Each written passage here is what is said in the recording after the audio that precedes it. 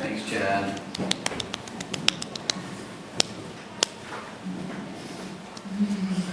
Job market, and it's very exciting. For your convenience, I've broken it down into 3 parts.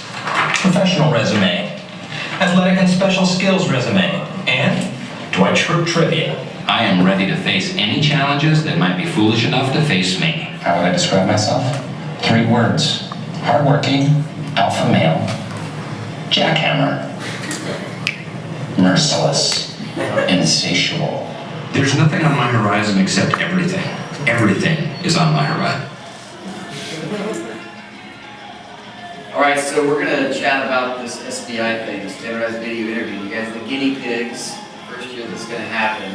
If you haven't heard about this, today's your day to hear about it. So as Jan said, we're going to talk about this. It's going to be 6 questions that are going to look at your interprofessional communication skills and professionalism. So it's not going to be knowledge-based. It's not going to be procedural-based. It's only asking touchy-feely, interpersonal, professional questions. And it will start off with 30 seconds for you to take a look at the screen, think about that question, and then you're going to get 3 minutes to answer each of those. The good news is, once you get your token, and I know a few of you have already done this, you can do unlimited practicing. So we're going to talk about maybe doing some selfies and recording yourself on practice and giving those to maybe some of your mentors or friends and have them give you some feedback on what to do differently or what went well, what didn't go well. So you can practice unlimited, but when you do decide to click that button and say, all right, let's go, you're a one and done. Can't stop, can't say, wait, time out, can I get a do-over? It's it. So it's going to roll. So if you keep talking after 3 minutes, I don't know what it's going to do, it's probably going to cut you off. So just be aware of that. The due date to do this is going to be the night of July 31st. That night. So between now, I think it opened in June 6th, you've got until that time frame to do it. And even if you aren't sure you're going to do emergency medicine, you still need to do this because it's going to be necessary. So as I said, it's going to be asking questions about interpersonal skills, it's not going to be doing knowledge, and it's also going to be looking at professionalism. So that means a lot of different things to a lot of different people, so I think you've got to keep a pretty wide perspective on what that might entail and what questions might pop up. They're then going to judge you, and they're going to have these people that are highly trained in non-bias recognition. I don't know what these people do. They're not doctors, they're not medical, and so they're going to be reading into you and trying to find out what your soul is actually like. And apparently, from reports, these people are not showing differences among sex, they're not showing differences among race, they're not showing differences among their metrics. So they looked at USMLE scores, did this correlate with USMLE scores? They found out that it didn't. This test is a unique metric, so the smarter performing, better test takers did not also test well on this. It's a different metric. There was reasonable standard deviation and variance amongst people. And you're going to get some score that's going to be sent back to you. You don't know what the world to do with it. Nobody knows what average is. Nobody knows what pass or fail training school. And you'll get that back hopefully before the time of September 15th so that you can better strategize your interview process. Program directors will also be able to look at this. So if they've got like a room of people like I have here, and they say, gosh, I'm on the fence for these people, I'm going to go watch their interviews and let that decide. They might do that too. So you can check that out. That's going to be part of your record. So those answers are probably going to be topics in your interview. Tell me more about this story that I heard in your standardized interview about you running naked through the streets. I'm interested. So this grade, again, I don't know what to do with this grade. I don't know. We'll have to try to get some data on this and find out what numbers are good or bad, but I wouldn't fret too much over this. Okay, if you want more information about this, you go to the AAMC/SVI, and they've got reams of paper and information about what you can expect. They've got some practice questions there and all the specifics and how to do that. So that's one good resource if you want to learn more about this. We did a podcast. We interviewed Atul Grover, the Executive Vice President of AAMC, and he talked about more of what I just talked about, and we'll give you some facts so you can check that episode on EM Stud. So we just released that a few weeks ago. Adam Kellogg and colleagues over at EM Advisor, they have an article about this at their website. You can read more about it there. They've got some links, so check that out if you want to learn more. You can also go to Alien. They do a Google Hangouts through EMRA, Emergency Medicine Residents Association, and they interviewed a couple of different program directors and got their take on this. And so you can listen to that podcast, watch that podcast, read the transcript, and get more opinions on what people think this might mean.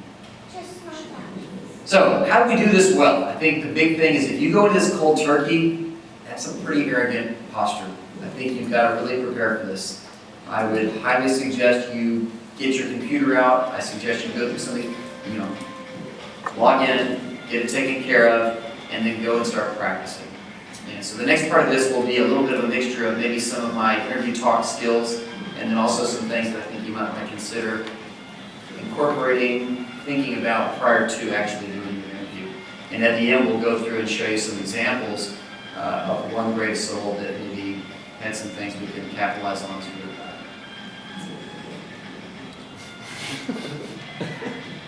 One of the things I've learned, and this was presented in a AAMC meeting years ago, one of the deans of student affairs challenged the students in the beginning of their medical school, find 3 adjectives that describe you. And it's not just hardworking, okay? It's not just, I love emergency medicine, it's not just I'm smart. But I'm trying to think of some really good adjectives that might describe you and put you in a little bit of a different category that not everybody would maybe possess. And when you think about those things, and you think about those characteristics, and you can define those 3 words, then I think that's going to help you really describe yourself in a different way than I'm hardworking and I love emergency medicine and I'm wonderful and everybody likes me. Because that's going to be everybody. So one of my challenges, maybe a homework assignment, is think about maybe 2, 3, 4 adjectives you can think of. Talk to your friends. Hey, what adjectives describe me?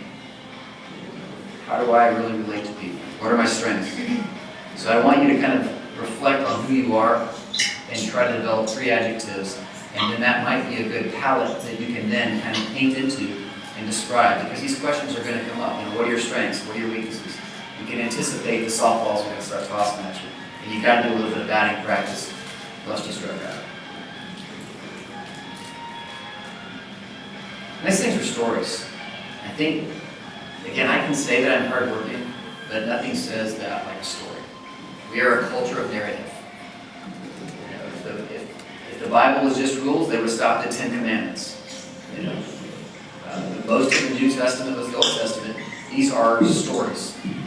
We are a narrative story culture. And so I would encourage you to consider some stories. And right now start developing those stories. And you can already start thinking about stories about how did I show empathy? How did I demonstrate perseverance in my life?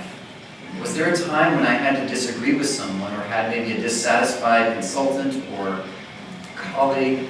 And you can start thinking about these stories, but I really want you to start thinking about those stories, and I want you to start storyboarding with yourself and find out what's going to make this a good story.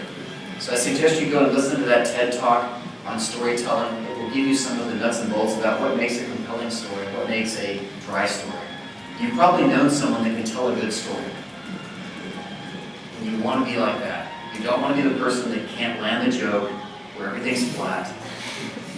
You don't want to be the person that is disinterested and you fall asleep halfway between what they're saying. So consider looking at some of the ingredients for what makes a good story. Reflect on your life, reflect on your clinical experience in medical school. Again, specifically in that professionalism category, specifically in those interpersonal communication skills. And you can see how stories will start to be inserted into maybe your personal statement, maybe your SVI, and probably your interview. So a story of courage and a story of perseverance and things can really be answered in a lot of different questions. They can toss you a lot of different curveballs, and you can hit it with that one story. So I want you guys to, as a homework assignment, maybe consider getting through about 4 or 5 different stories that might describe your strengths. Again, using those adjectives we talked about, finding a way to really describe yourself well. But Dr. Weiters, I don't have any charisma. I'm sorry, people call me vanilla. I don't tell jokes well. I can't tell stories. I'm just a smart person that's going to be a good doctor, but I don't have charisma.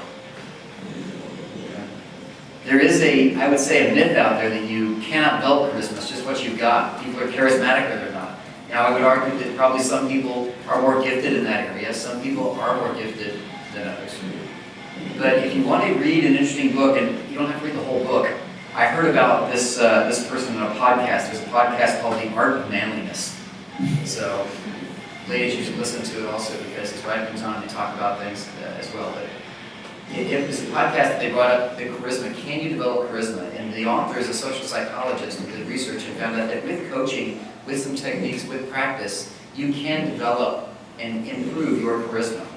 And a lot of times when you're doing an interview, it might not be what you say, it might be how you say it.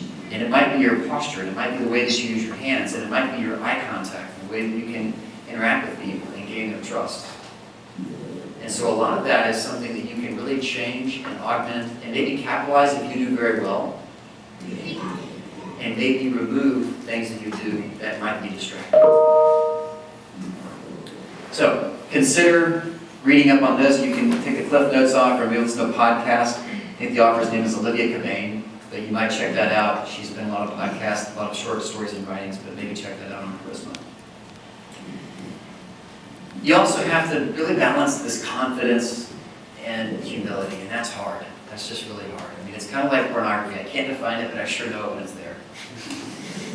And so, you know arrogance when you see it. Patients can sense that. People in an interview can sense that. And you don't want to be the arrogant person. You do want to be confident, but then you've also got to be this humble person. I could be wrong about that. But I think you need to balance confidence and humility. Well, Dick, here's the deal. I'm the best there is, plain and simple. I mean, I wake up in the morning, I kiss excellence, and nobody can hang with my stuff. I'm just a big, hairy American winning machine. You ain't first, you're last. I'm talking about that phrase, trademark, not using us, produced to Ricky Bobby. Maybe not the approach you want. Amy Cuddy, anybody know who this is? So she's a Harvard psychologist, and she has done research on the power pose. And she did her research on people that were going into job interviews. And so she compared people that went into a job interview kind of cold